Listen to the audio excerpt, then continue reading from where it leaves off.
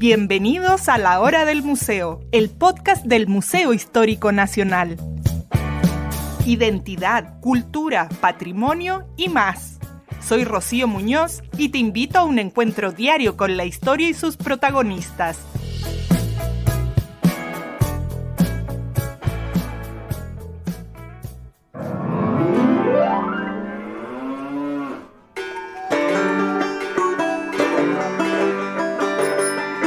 En esta época de Navidad, cuando los niños se esperan con ilusión los regalos bajo el árbol, nos tomamos un momento para viajar en el tiempo y explorar cómo la industria del juguete en América del Sur ha ido cambiando en los últimos 100 años.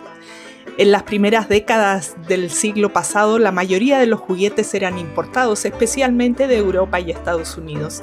Sin embargo, con el paso del tiempo, Argentina, Brasil y Chile comenzaron a desarrollar sus propias fábricas. En Chile, aunque la industria del juguete fue más pequeña en comparación con Argentina o Brasil, hubo un detalle curioso. En las décadas de 1940 y 1950, las fábricas se especializaron en juguetes de hojalata y muñecas de cartón. Uno de los más populares de la época fueron los carritos de hojalata, que imitaban modelos de autos y trenes muy similares a los que ya se producían en otras partes del mundo. Además, las muñecas de cartón eran un clásico muy apreciado, con diseños pintados a mano y ropas que reflejaban las tendencias de moda de la época. Mientras disfrutamos de la magia de la Navidad y las risas de los niños al abrir sus regalos, nos preguntamos cómo ha cambiado lo que hay detrás de esos juguetes. ¿Cómo pasó América del Sur de ser un productor de juguetes artesanales a depender de las importaciones? Para sumergirnos en el mundo de los juguetes, hoy nos acompañan Diego Lascano y Juan Antonio Santis del Museo del Juguete Chileno.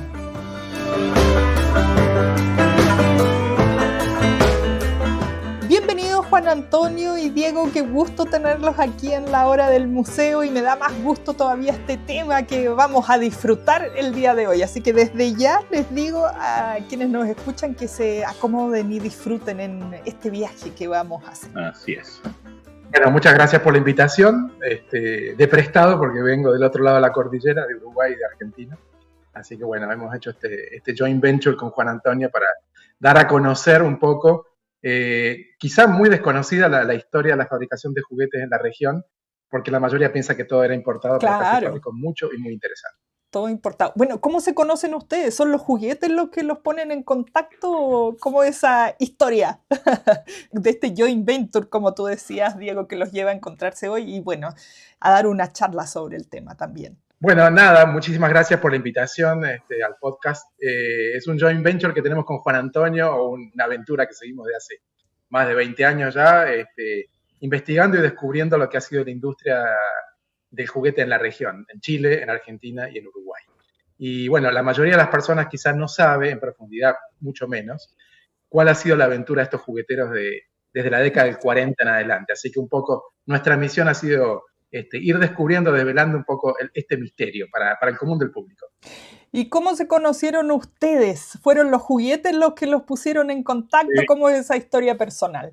Precisamente. Bueno, yo algún tiempo fui juguetero también. Fundé el año 96 una fábrica de soldaditos de plomo llamada Dórica, y Diego, a su vez, para el otro lado de la cordillera y en total desconocimiento uno del otro, como coleccionista e investigador, empezó a indagar sobre los fabricantes de soldaditos en Chile, y dio con un tal señor Juan Antonio Santis, a través de que había aparecido en una revista, la Military Modeling de Inglaterra, había aparecido una nota sobre mis soldados, y se la mostraron a Diego allá en Argentina.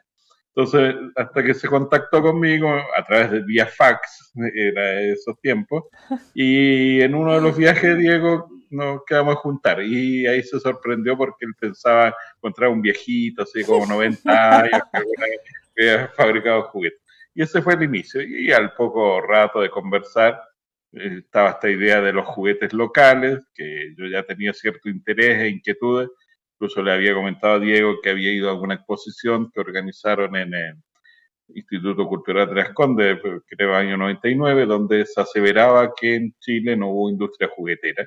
Entonces empezamos a darnos cuenta de lo importante que sería trabajar en este desempolvamiento de esta historia, que es bastante oculta y que hasta el día de hoy ha sido notoriamente revertido esa situación. O sea, ya ves que nosotros cuando nos conocimos yo estaba intentando, golpeando miles de puertas, privados, estatales, y ahora felizmente me encuentro amparado en la Universidad Católica.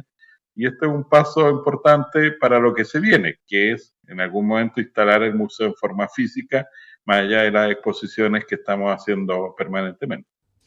Bueno, el Museo del Juguete Chileno que hemos podido disfrutar igual este año, de diferentes exposiciones, hasta hace poquito estaban los juguetes de cocina, si no me equivoco, no sé si el nombre era estrictamente No, era así. Recetario, Recetario.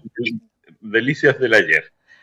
Sí, esto fue en el Campus San Joaquín, que justamente consistía en juguete de cocina, y fue una exposición curatoriada con el profesor de la Escuela de Nutrición, Sebastián Tobar, que le aportó parte de su colección, que eran los envases de alimentos chilenos antiguos, que también ha hecho un trabajo magnífico de recolección y recuperación, y realmente tiene una colección maravillosa el día de hoy. ¡Qué interesante! Es muy interesante, y también él es profesor de acá de la Universidad Católica. Entonces, en conjunto hicimos esta exposición que realmente fue un éxito.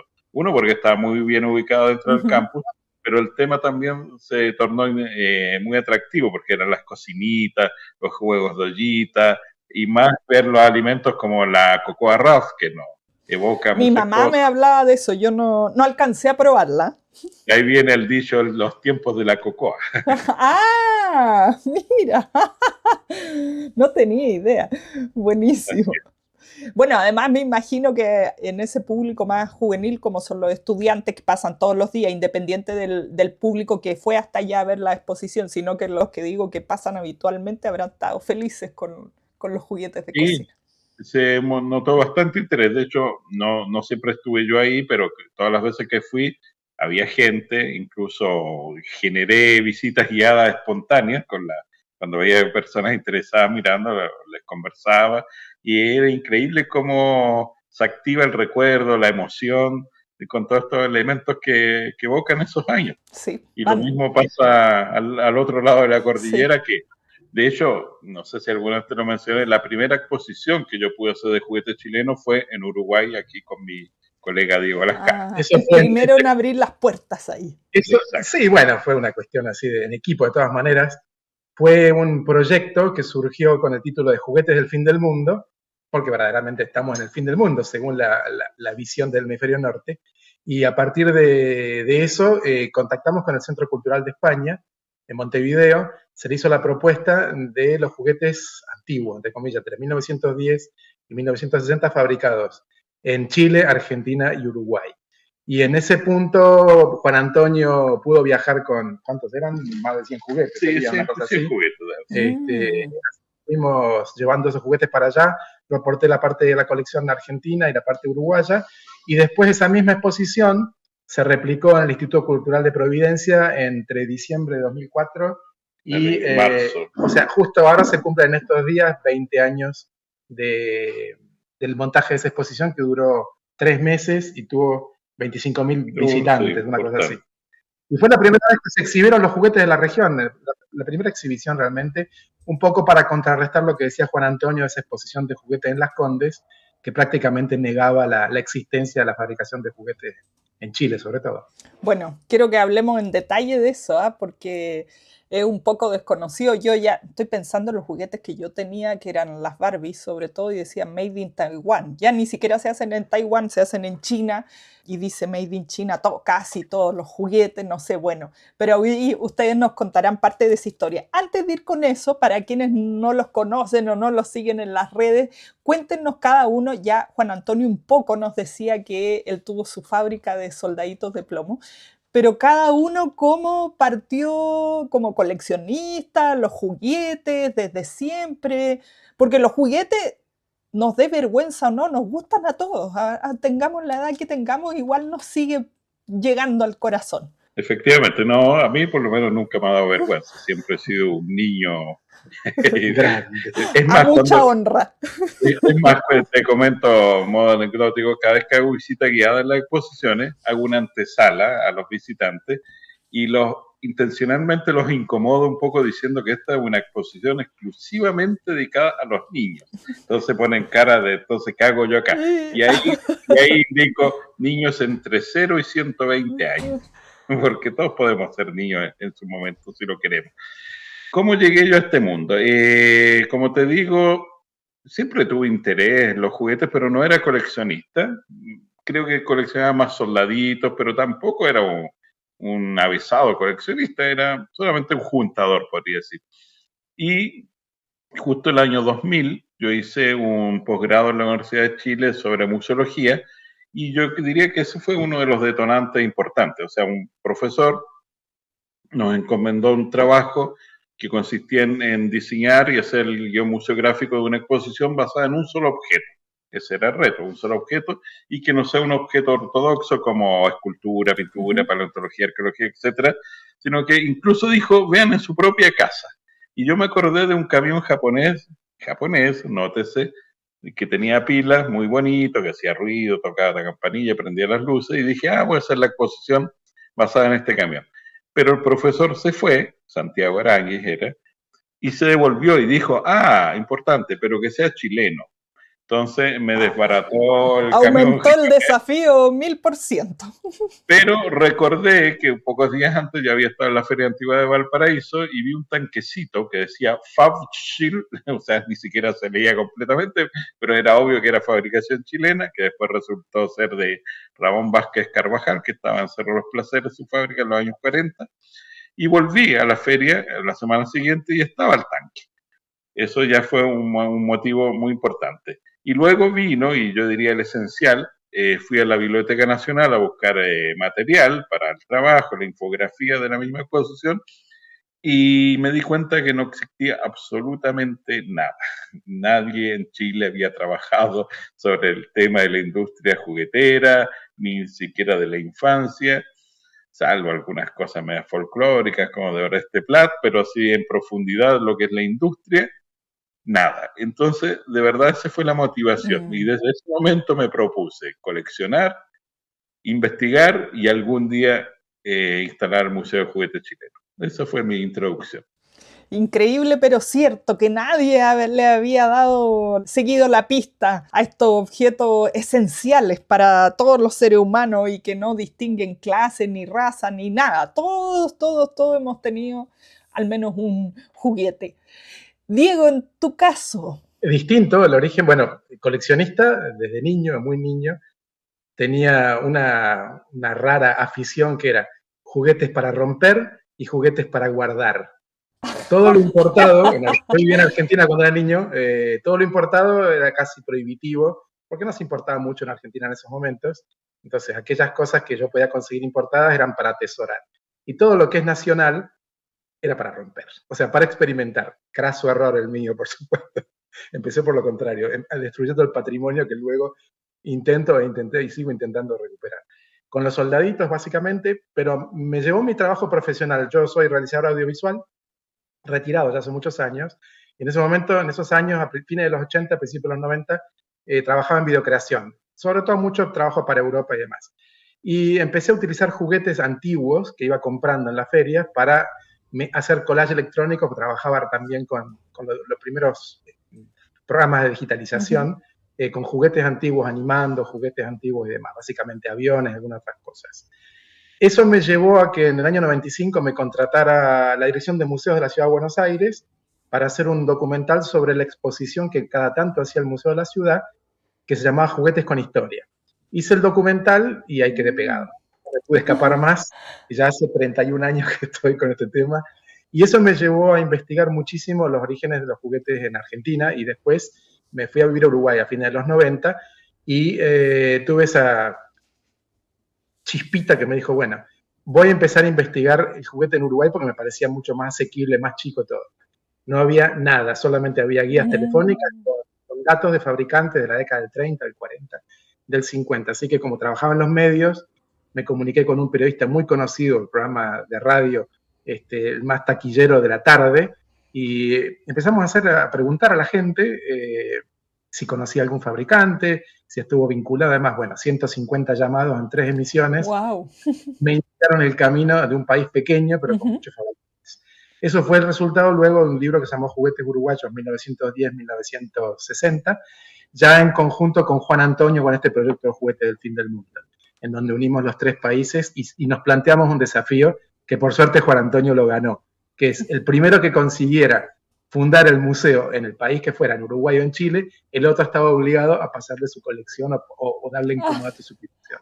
Yo intenté, en ese momento dirigí una fundación de tipo patrimonial de un banco en Uruguay, intenté hacerlo a través de los medios oficiales y todo lo demás, y bueno, Uruguay, todos esos proyectos pueden tardar 100 años en salir adelante, y por suerte Juan Antonio, después de más de 20 años de intentar, lo logró con la UC, y bueno, ya el museo es una realidad, falta el edificio ya principal con la exposición permanente, pero ese fue un poco el origen, y la sociedad nuestra ya data desde el año 97. Exacto. Hace unos cuantos años. ¿Saben qué? Ahora que lo dice me quedo pensando, cuando comentabas sobre el caso de la fabricación en Argentina. Aquí, al menos en mi casa, los juguetes que recibían mis hermanos, que son mayores que yo, y yo, en época de dictadura aquí, era porque mi papá los compraba en Argentina. De allá venían todos los juguetes. Juan Antonio te puede aclarar bien el tema desde el punto de vista chileno. Oh, claro, bueno, es que era muy recurrente, solía dar en mi casa también, mi mamá viajaba mucho a Argentina y ahí conocí, tuve los famosos autitos Bubi, también tuve muchos juguetes argentinos, sí, coincidimos en ese caso. Claro. Y claro, acá pues, tú hablas por el tema del periodo de dictadura, justamente la muerte, por decirlo así, de la industria juguetera nacional comienza post golpe militar, en el sentido arancelario, o sea, se suprimen todos los aranceles, se abre el comercio totalmente, entonces empiezan a llegar oleadas y oleadas de juguetes chinos y de Estado a muy bajo costo. Sin embargo, hay precedentes que ya en los años 60, hay entrevistas que encontraba en el periódico, que comerciantes comentan que el juguete japonés, chino, etcétera, es mucho más económico del juguete nacional. Entonces ya se vislumbra en esa época la muerte de la industria local. Pero aparte del tema económico, yo diría que lo trágico, por llamarlo de alguna forma, es la pérdida de identidad nacional a través del juguete importado que nos borró esa identidad. Si pudiésemos ver en este momento algunas imágenes, te mostraría tambores con la imagen de Bernardo O'Higgins, de Carrera, Rodríguez, vehículos con recorridos de micros conocidas, de empresas conocidas como Lanchile, Copec, etcétera. Y eso se perdió. Ahora, sí. ¿Qué ve el niño? Ve el Capitán América, Hulk, o sea, por el estilo, y de ahí no pasa. Entonces, eso yo diría que es uno de los elementos que se perdió principalmente. Bueno, hoy día los niños que son los mayores consumidores de YouTube, yo me he dado cuenta que hasta hablan como las personas que aparecen en YouTube, la mayoría de ellos españoles o mexicanos, qué sé yo. Y esos son los juguetes que también piden después, sobre todo en esta época de diciembre, que yo diría es el mes de los juguetes. Bueno, pero ustedes están juntos por estos días porque han estado trabajando fuertemente en una exposición, porque hablamos mucho y uno lo primero que quiere es ir a ver los juguetes, entonces cuéntenos. Bueno, justamente, Diego, lo hemos traído como Museo de Juguetes Chileno por segunda vez, fue la primera en abril que hicimos en la sede de los contadores de la Universidad Católica, un primer conversatorio, que eso fue en general sobre la industria juguetera del Cono Sur de América, pero ahora lo hemos traído esta segunda vez porque tenemos en el Duoc de Puente Alto, a partir de del 5 de diciembre en adelante, la exposición de juguete publicitario. ¿A qué nos referimos con esto? Que es el juguete que publicita una marca, tanto puede ser nacional o internacional, que se usa como soporte, o también juguetes que por decirlo de esta manera, se representan a sí mismos. Por ejemplo, el cómic, tenemos la figura de Condorito, Pepe Antártico y otros más, que en el fondo se publicitaron en algún momento en las revistas, en los libros, y luego se vendían en paralelo a estos elementos. ¿Sería, perdón, Juan Antonio, algo así como lo que hoy día llamamos merchandising? Exactamente, yeah. con términos más antiguos en español. hasta eso cambió, ¿viste? La pérdida de identidad con el lenguaje.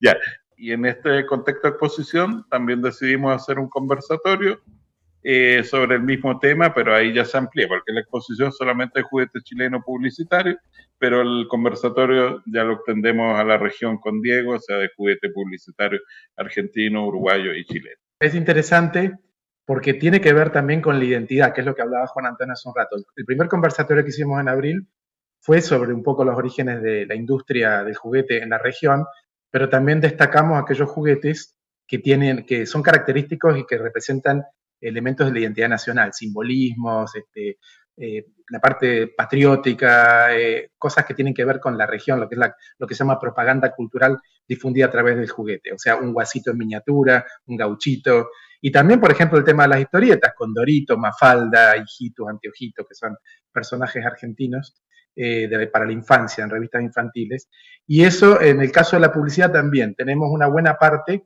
de juguetes que replican un poco las marcas de la región, comerciales, y también el grado de penetración que está desde el principio del siglo XX de marcas internacionales, básicamente el tema de los combustibles y otras multinacionales que estaban en esa época trabajando o importando productos aquí en la región.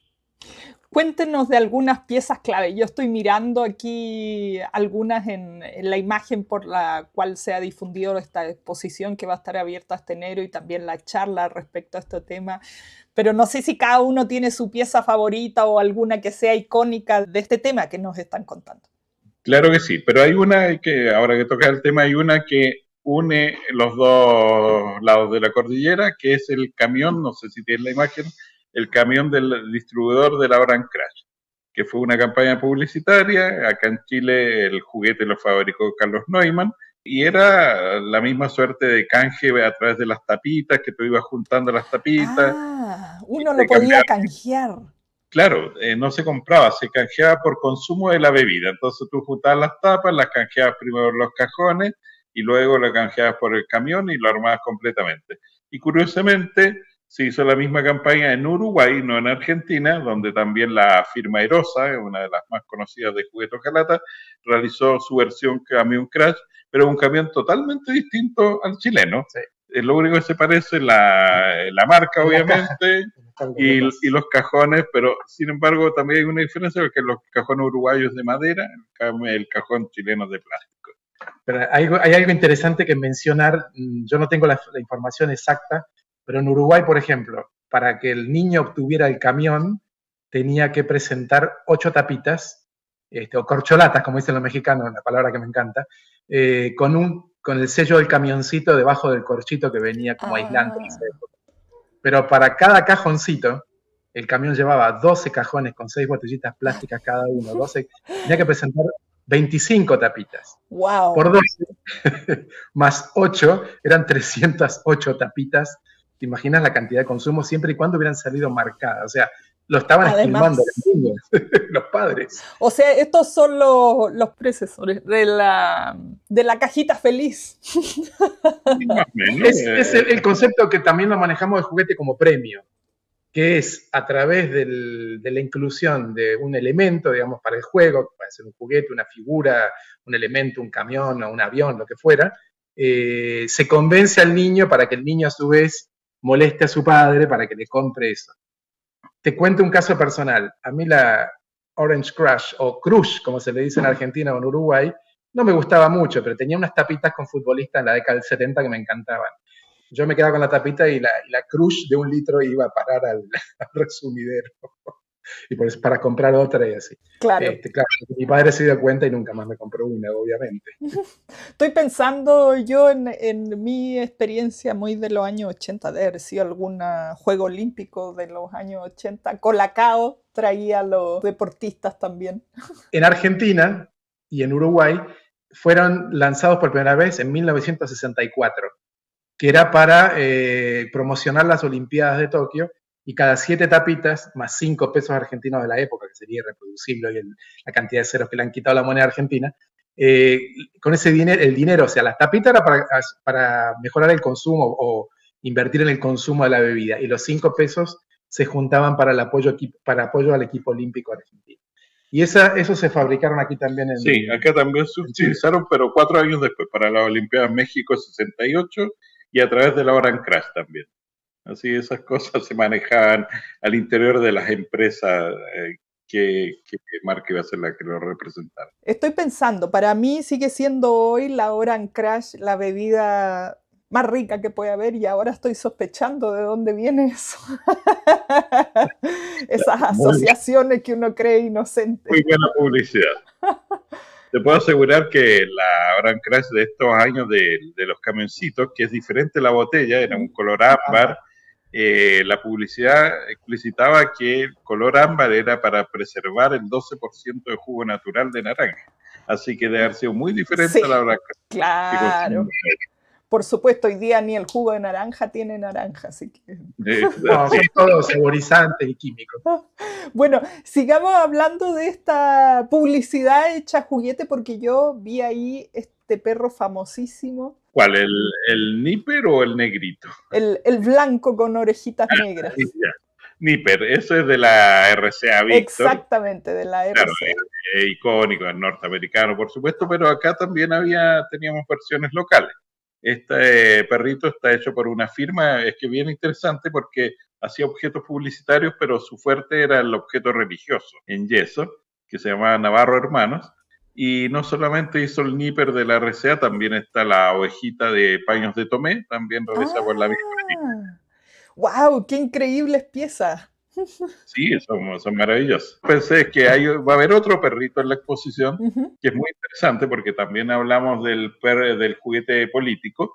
Entonces, en el caso chileno, estamos mostrando una cajita de sorpresa con la imagen de Arturo Alessandri, un miliciano de los años 35 alrededor, de las milicias republicanas, una imagen del año 52 del presidente Ibáñez, y terminamos la parte política.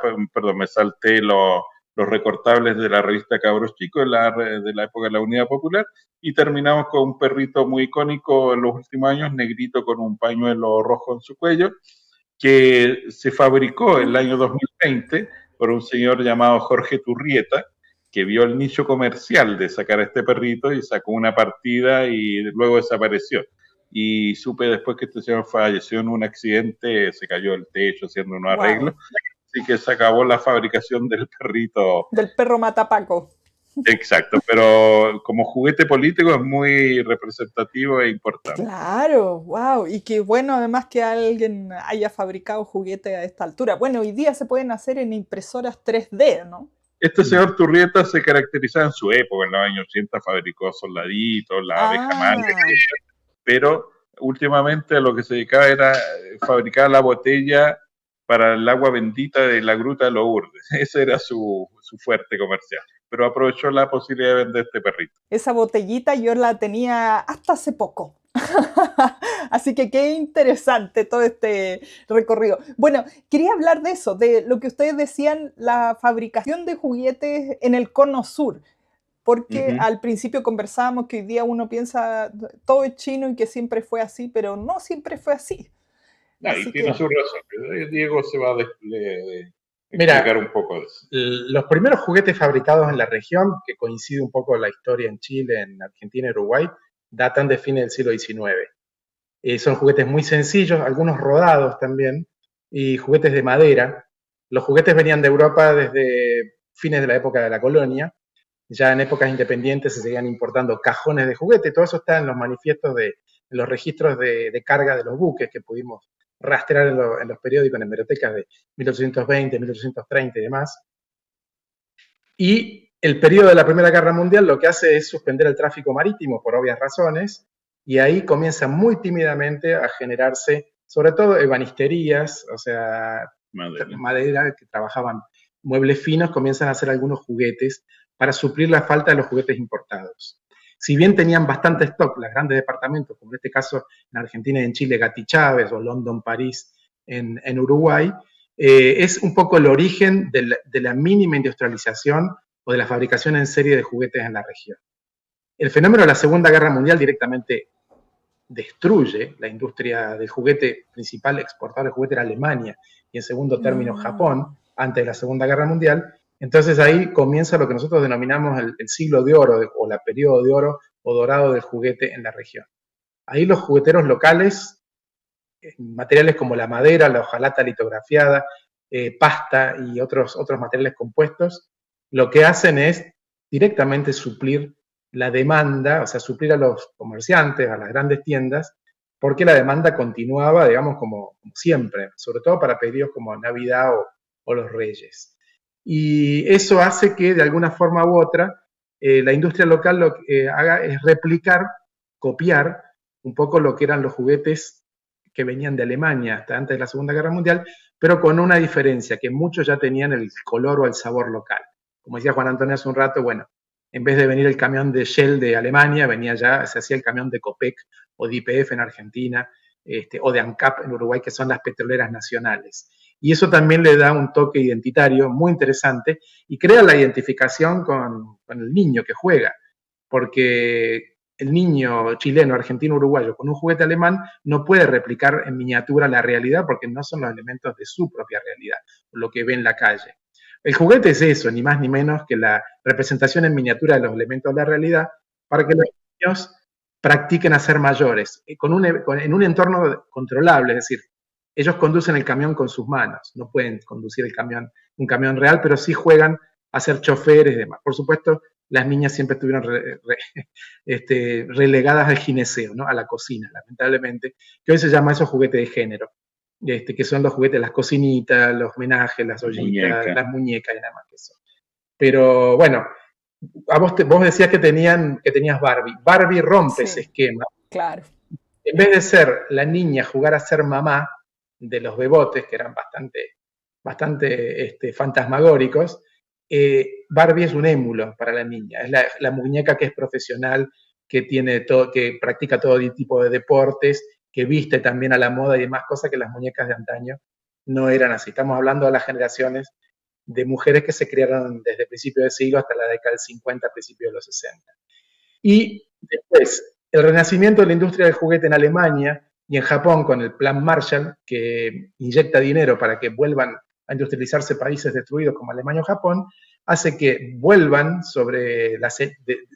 renazcan de sus cenizas estas industrias con un gran know-how y con empresas que ya venían fabricando desde el principio del siglo XX a un precio, primero a nivel masivo y a un precio muy competitivo a nivel internacional, que también refería antes Juan Antonio, lo que compite enormemente en calidad y en precio con los juguetes nacionales. Eso sumado a algunos problemas gremiales en Uruguay y al tema de las importaciones tan baratas en Argentina y en Chile, hace que la industria local empiece su declinación en la década del 60 y termine prácticamente muriendo en los periodos dictatoriales en los tres países por la apertura de las importaciones así sin restricciones en la década del 80. ¿Y ahora habrá alguna especie de revival de los juguetes locales, así como nos contaba Juan Antonio con el perro Matapaco? No sé, ¿qué han podido indagar ustedes? No son excepciones, como te contaba. Hay ligeras excepciones, por ejemplo, hace poco descubrí que estos personajes muy simpáticos, inspirados en un video musical de Moby, del BCI, estas figuritas son 4 personajes, sí. Descubrí que son diseño nacional, por lo tanto me vi en la obligación de adquirirlos para la colección. Eso te iba a preguntar, Juan Antonio, porque cuando uno está pensando en un museo, no solo compra cosas antiguas, sino que también tiene que pensar de aquí a futuro qué es lo que va a ser parte de la historia también. Exactamente, porque como tú lo dices, o sea, como Museo de Juguete Chileno, hay una cosa por ejemplo, de género. A mí no es que me encante comprar muñecas, pero me he visto en la obligación de comprar al menos las más icónicas o representativas de lo que es ya como personaje chileno o de las características industriales. Entonces tengo muchas muñecas en la colección. Y también me vi en la necesidad de empezar a investigar qué quedaba de la industria local y han aparecido algunas cosas. Hay firmas que aún fabrican juguetes, está Wenco, Haddad, Shift también hasta hace poco, y Otto Kraus, que ya se acabó, pero en su momento, en sus últimos periodos, empezaron a trabajar con mucha matricería de traída de afuera. Entonces eso ya le quitó esa identidad local o sabor local, entonces eso quedó un poco excluido. pero sí he seguido permanentemente buscando, por ejemplo, tengo en la colección el patito del Banco de Estado, cosas por el estilo, que claro, no son antiguas, no se valoran de la misma manera, pero como tú dices, en su momento, más adelante, cuando yo ya no esté seguramente, estas piezas van a ser muy representativas de este periodo, que es muy pobre en producción, pero algo va a quedar. ¿Ustedes solo coleccionan juguetes hechos aquí o que tengan que ver con las identidades del sur del mundo o de todo? No, el fuerte sí, mi colección oficial es juguete chileno, pero uno siempre tiene su colección B porque aparece de repente algo muy bonito por ahí. Justamente este mismo sábado encontré un osito alemán en scooter de una marca secundaria alemana, Febo, y lo compré por bonito, pero eso lo tengo en mi casa, no, eso no lo junto acá con los chilenos, pero eso ya es una cosa de placer nada más, no tiene algo, pero sí tiene el sentido pensando que en el momento que ya esté instalado el Museo del Juguete Chileno, de todas maneras hay que tener al menos una sala, un muestreo de la industria mundial, como para que se entiendan los contextos. Claro. Así que sí, entra de todo, pero el fuerte es lo local. Y en el caso de Diego es algo parecido. En el caso mío, tuve una gran colección de juguetes uruguayos por imposibilidad de exhibir todo, que a mí me fascina tener. Fue a parar a dos coleccionistas, afortunadamente. Uno de ellos fundó el Museo de Juguete en Uruguay. Es una persona con mucho poder adquisitivo, pudo hacerlo, una inversión verdaderamente enorme. Tiene 50.000 juguetes, para que tengas en cuenta. ¡Wow!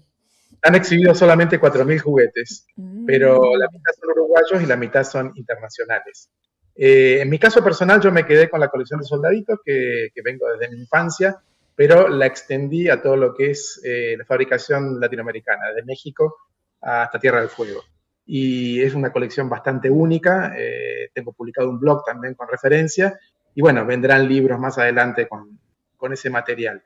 Y ojalá, bueno, capaz que más adelante cuando esté montado el museo, quizás los soldaditos latinoamericanos vengan acá también. Es un deseo que tengo más adelante. Pero sí, la idea de todo esto no es tener más de lo que tiene todo el mundo o todos los museos que hay, que tienen mucho juguete alemán, japonés y demás, de otros orígenes, sino que es presentar lo que no se ha preservado por una cuestión de que, bueno, que el juguete es barato, se tira, se usa. Se desaparece, y en este caso por eso lo loable de esta recuperación de patrimonio nacional o regional es precisamente eso, ofrecer al público un material que prácticamente es inexistente y que se ha conservado, vamos a decir, de casualidad. Así que bueno, sí, la idea es esa, seguir poniendo hincapié en los juguetes nacionales que corresponden a América Latina, en todo caso, en mi caso, y en el de Juan Antonio más adelante creo que también. ¿Saben qué? Acabo de pensar en un juguete que yo creo a ojos cerrados, pero puedo estar equivocada, que es totalmente chileno, a propósito que hablabas de Huenco hace un momento, Juan Antonio, que es ese chancho amarillo que es alcancía. Ah, exactamente. Sí, eso es un chancho creado en los años 60 por la firma Chief, que aparece en los catálogos, existía en color amarillo, en color negro, eso descubrí hace un tiempo atrás, a través del catálogo, y ahí hay ya negro también. Hay uno negro que seguramente es menos masivo. Lo que pasa es que el que se conoce ahora mucho es una reedición que parte a raíz de este conjunto Chancho en Piedra que utilizó en un momento para algún video, me parece, uno de estos chanchitos Chief, y bueno, se masificó y ya han habido firmas que desconozco cuáles son, seguramente por tema de licencia no se identifica, que ha fabricado este chanchito ya así en cantidades, como dice el término, industriales. Lamento aguarles la fiesta, pero lo hizo Nivo en Uruguay también. ¿Ah, sí? Bueno, eso pasa en lo que hablamos, que en la industria del plástico, no solamente en este periodo, sino antiguamente también, usaba mucha matricería. Yo he estado, por ejemplo, en el Museo de Juguete de Estambul y he encontrado un avión plástico igual al que hizo Rey Colita acá, pero allá con una firma turca. O sea, no es solamente del cono que se copiaban los elementos, sino que seguramente los norteamericanos vendían las matrices a diferentes países y se aparece el mismo juguete. Con la aparición del plástico como elemento, digamos, fundamental dentro de la industria juguetera a mediados de los años 50, se estilaba, empresas argentinas, chilenas, uruguayas, no está muy documentado, pero algo encontrado en el tiempo, alquilar las matrices en forma temporaria. Una matriz podía ir de Chile a Uruguay, de Uruguay a Chile y demás, porque había convenios, sobre todo en la compra del material. El material plástico venía básicamente de los Estados Unidos, DuPont, u otras firmas que hacían el plástico en grano. Y aquí se procesaba con distintos sistemas como soplado, que era el principal. Entonces, no es raro encontrar los aviones, por ejemplo, estos. Sí. Hay juguetes que se replicaron en Uruguay, en Chile y en Argentina de la misma matriz, posiblemente intercambiada, alquilada o vendida de un país a otro. O sea, pero bueno, no dejan de ser del sabor local tampoco, ¿no? Sí, bueno, aparte que compartimos tantas cosas, somos un solo corredor. Estamos sobre el tiempo. Antes de despedirnos, quería pedirles que nos inviten a ver esta exposición, las coordenadas para poder disfrutar así en primera línea de esos juguetes. Por supuesto. Bueno, esto se abre desde el 5 de diciembre, pero va a estar todo enero prácticamente en el Duoc de Puente Alto, en el hall central, así que está abierto a todo público, no es necesariamente que hay que ser parte de este instituto, que es visitar la muestra de juguete publicitario. Seguramente a través del Instagram, que es Museo de Juguetes Chileno UC, se va a anunciar posibles visitas guiadas donde se va a poder inscribir la gente y felizmente se le va a realizar esta guía. Maravilloso. Y también estaba exponiendo una exposición chiquitita en el Club de Amigos de Lectores del Mercurio, que es un tema misceláneo con la exposición Yo tuve uno de esos, que en el fondo evoca los juguetes más comunes regalados en Navidad, pero trata sobre eso. Y también vamos a hacer un pequeño conversatorio el día 6 con Diego ahí en el Mercurio. Yo tuve uno de esos, gran frase, ¿eh? Como que ahí al tiro se crea un lazo. Esa frase la puso el público, no yo, porque siempre lo escuché permanentemente entrando la gente a las exposiciones. Yo tuve uno de esos. Totalmente. Bueno, Diego, Juan Antonio, les quiero agradecer mucho por esta conversación emotiva y que muchos de los que nos están escuchando habrán dicho, yo tuve uno de esos. O tengo, tal vez. Vayan a reencontrarse a esta exposición y se van a reencontrar, se lo aseguro, con más de uno. Es un rescate emocional, fundamental. Totalmente, Diego. Bueno, muchísimas gracias a ambos por compartir con nosotros. Adiós.